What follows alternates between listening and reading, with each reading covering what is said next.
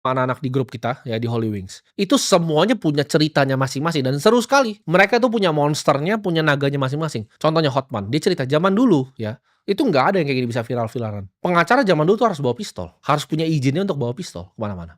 Karena bahaya profesi pengacara zaman dulu. Kalau sekarang nggak, orang nggak berani macam-macam karena tinggal diviralin. Zaman dulu kan nggak ada viral-viralan. Ada monsternya masing-masing gitu. Andrew ketika punya gadanya itu dibobol sama oknum TNI. Itu seru sekali gitu ceritanya. Ketika Ivan dikerjain sama orang sampai outletnya ditutup semua. Itu banyak cerita-ceritanya. Ada monster yang dilakukan ditaklukkan masing-masing orang. Sampai mereka jadi orang seperti itu. Kalau lu cuma jadi orang biasa aja, lu tidak punya monster. Gua pun udah taklukin banyak monster di hidupku. Cuma lu aja nggak lihat di kamera di sini. Apa yang sudah gue lewatin. Buat orang-orang yang tahu di belakang layar apa yang gue kerjakan dan monster mana yang gue lawan. Banyak sekali. Lu kira gue nyampe sini ya? Gue umur 24 tahun punya triliunan itu gak kesini dengan gampang. Itu banyak sekali yang udah gue lawan, yang udah gue bunuh bahkan monster-monsternya. Tapi lu gak akan pernah paham di sini. Banyak sekali yang mau coba nyekat gue, banyak sekali yang mau coba jatuhin gue. Gue itu kalau gue bilang tadi, kalau gue mati hari ini gue gak menyesal. Kenapa? Karena semua yang keluar dari mulut gue, ya lu mau terserah, lu gak percaya atau percaya. Semua yang keluar dari mulut gue ini adalah kepercayaan yang gue punya di hati gue. Ketika gue ngomong revolusi keuangan, orang banyak bilang, oh dia sebenarnya cuma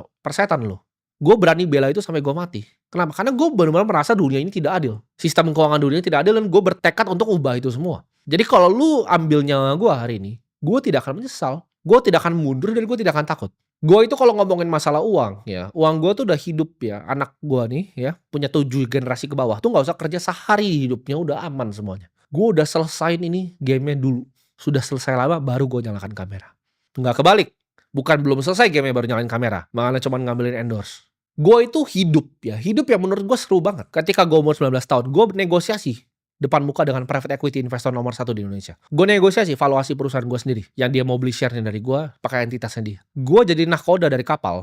Itu isi 130 orang di umur 20 tahun. Gue punya 130 karyawan di umur 20 tahun. Dan akhirnya ya 15 orang yang masih tersisa dari kapal itu ya jadi pendekar-pendekar gue waktu itu masih jadi pendekar gue sampai sekarang. Yang bahkan yang masih ngedit video ini masih orang yang sama. Gue bisa cerita gitu. Gue ketemu partner yang salah yang cuma bisanya pencitraan tapi hasilnya nol besar. Sampai sekarang semua orang sekarang tahu. Akhirnya dulu itu ibaratnya investor gue. Investor kan kalau kita operator perusahaan, investor tuh semacam ya bisa dibilang bos lah kalau dipanggil investor harus datang segala macam. Gue sekarang jadi partner di salah satu perusahaan yang kita bareng-bareng investasikan yang akan mengubah revolusi dunia keuangan ini. Yang tadinya adalah investor, sekarang levelnya sejajar partner. Dalam waktu 4 tahun.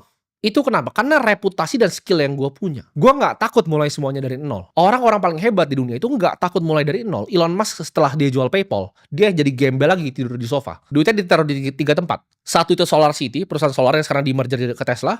Kedua itu Tesla. Ketiga itu SpaceX. Dia tidur di sofa lagi. Gue setelah balikin uang investor itu, gue nggak ngambil gaji.